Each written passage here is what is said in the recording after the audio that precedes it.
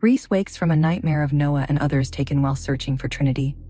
He's in London with Noah, pursuing a lead on her disappearance, but the dream felt too real. Their contact, Elise, leads them to an estate in the woods where Trinity was taken. Approaching it, Reece feels a shift, and darkness falls. He awakens back in the nightmare battlefield with Noah, Warlocks chanting. Was the airport a lie? Is this Noah real? Is Trinity here? Was their journey a loop? Is this reality? What horrors await? Reece shot up, gasping for breath. His chest heaved as the final image from the dream dissolved. Vincent screaming, Noah vanishing into thin air, Juniper taken by shadows, and Trinity. Always Trinity. The pain felt so real.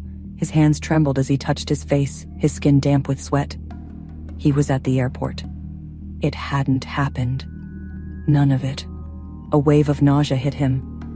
Was it possible to grieve something that hadn't happened? How could he feel so hollow for people who hadn't died? For a war that never occurred? He looked to his left.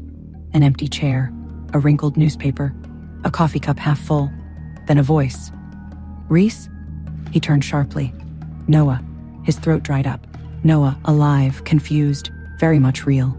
You okay, man? You looked like you were having a seizure in your sleep.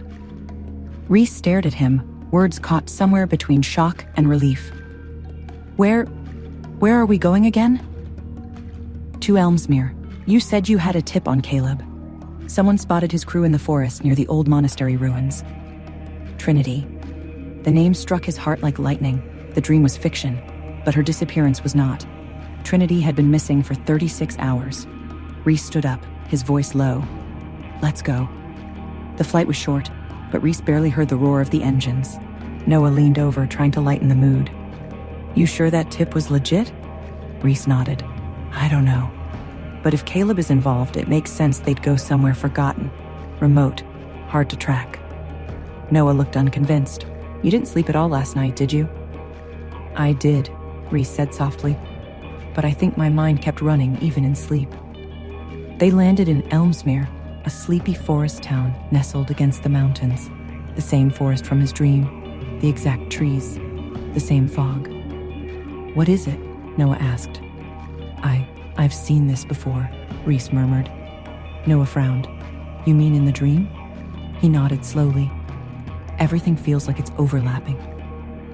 They drove in silence, making their way to the ruins. But as they approached, Reece's instincts screamed danger. Stop the car. Noah slammed the brakes. They both jumped out, surveying the area. There, movement. But when they ran toward it, they found nothing. No signs of struggle, no traces of people.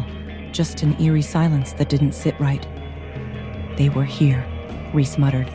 I can feel it. Then, just beyond the tree line, something glinted. A necklace. Trinity's. Reece clutched the necklace, his fingers trembling. She was here, he whispered. Noah's eyes widened. But how long ago? They searched the area thoroughly. They found broken branches, faint scuff marks in the dirt, and strange symbols etched into stones. Old symbols. Magic ones. Not just any magic. Warlock sigils. This is Caleb, Noah said, crouching by one of the carvings. Reece's eyes darkened. No, this is worse. These symbols, their bindings. They had used this place for a ritual, possibly to hold someone, possibly Trinity. As the sun dipped, casting long shadows through the trees, the air grew colder. Reece's breath fogged. Something was off. Time felt warped. The ruins shimmered faintly under moonlight like a mirage. Noah stepped into the center of the clearing and vanished. Reece shouted his name, rushing forward. But the air rippled like water. Then nothing. Noah was gone, just like in the dream. Reece spun around. Noah! He screamed. Nothing but trees. The necklace still clutched in his hand felt heavier now. He tried stepping where Noah had stood, but nothing happened. Caleb, he growled. You're playing games again. He knelt, examining the stones, a circle with a gap in its edge, a broken protection ward. If it wasn't complete, someone could be pulled through, but not return. Reece's heart thundered. He took out his phone. No signal. Then, a whisper, a voice in the wind. Reece. He turned. Trinity? But no, it wasn't her. Another figure emerged from the mist. A girl in a long coat with golden eyes that shimmered unnaturally. Her voice was soft, musical. You've crossed into a place you weren't meant to reach. Where's Noah? Reece demanded. The girl tilted her head. With the others. What others? The ones who went missing and never returned. Reece's breath hitched. The dream was becoming a prophecy. The girl led Reece deeper into the ruins, past invisible barriers that shimmered as they stepped through. Every inch of this place felt like a memory come to life. Why are you helping me? He asked. I'm not, she replied. I'm studying you. Reece stopped walking. Studying? She turned to face him, her expression unreadable. You're different, Reece. You weren't supposed to dream of us, but you did. You weren't supposed to recognize our wards, but you do. You're not fully of this world, are you? His jaw clenched. I'm not part of your games. But you are, she whispered, and the board has been set. Every dream, every memory, they've been preparing you. Reece felt like he couldn't breathe. Preparing me for what? She leaned in close. The choice. And then she was gone.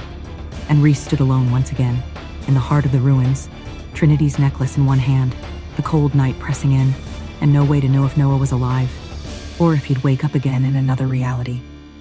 Will Reece ever find Trinity? What is exactly happening to him? Is he stuck in a loop?